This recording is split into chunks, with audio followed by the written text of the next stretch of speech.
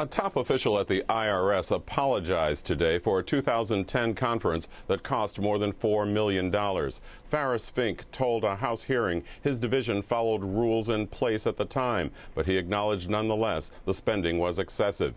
Some of it paid for videos shown at today's hearing. One was a Star Trek parody, which drew this from New York Democrat Carolyn Maloney.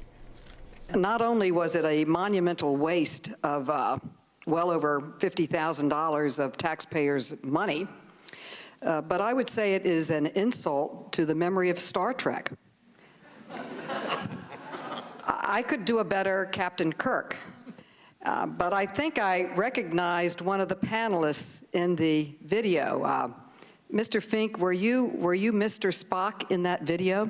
Yes, that is correct. An Inspector General's report found the IRS spent nearly $50 million on 225 conferences over 2 years. Fink said today new rules now put much lower limits on training and travel expenses.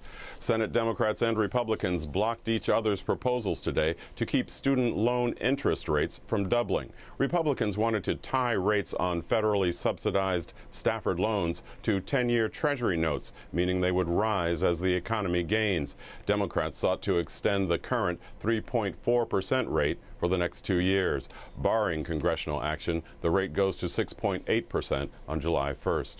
New Jersey Governor Chris Christie has named his state attorney general, Jeff Chiesa, as interim U.S. Senator. He succeeds long-serving Democrat Frank Lautenberg, who died earlier this week. Christie said today the new senator will serve just 4 months and will not be a candidate in an October special election. I made him the offer. As I told you, he texted me the next morning, said, I'm in. I called him, and I said, great. I said, now, are you going to run for it, or do you just want to serve on the interim basis? And he said, I have no interest in being a political candidate, Governor. I'd rather not run. And I said, fine. It's fine with me, Jeff. If you don't want to run, that's fine. Chiesa will be the first Republican to represent New Jersey in the Senate since 1982. The first system to reach storm strength and earn a name this Atlantic hurricane season pushed onto Florida's Gulf Coast today. Tropical Storm Andrea took aim at the state's Big Bend region with heavy rain and winds of 60 miles an hour. It was headed for Georgia and the Carolinas. The storm is not expected to strengthen into a hurricane.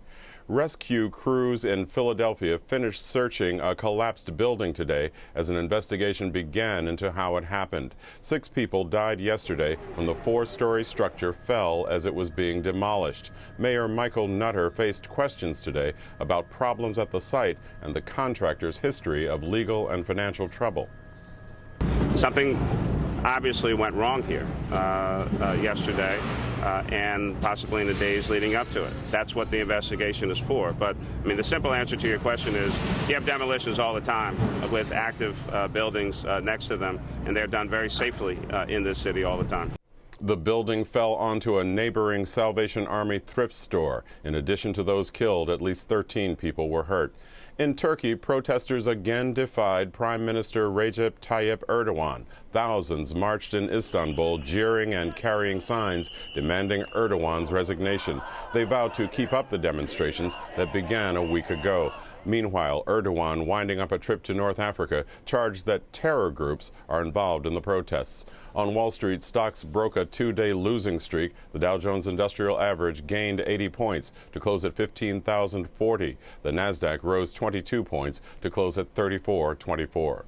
Swimming champion and movie star Esther Williams died today in Los Angeles. Williams won several races in the 1939 National Swimming Championships and then moved to the movies in 1942. She starred in a number of aquatic musicals through the 1940s and 50s and was a favorite pinup for GIs during World War II. At her death, Esther Williams was 91 years old. Those are some of the day's major stories. Now back to Jeff.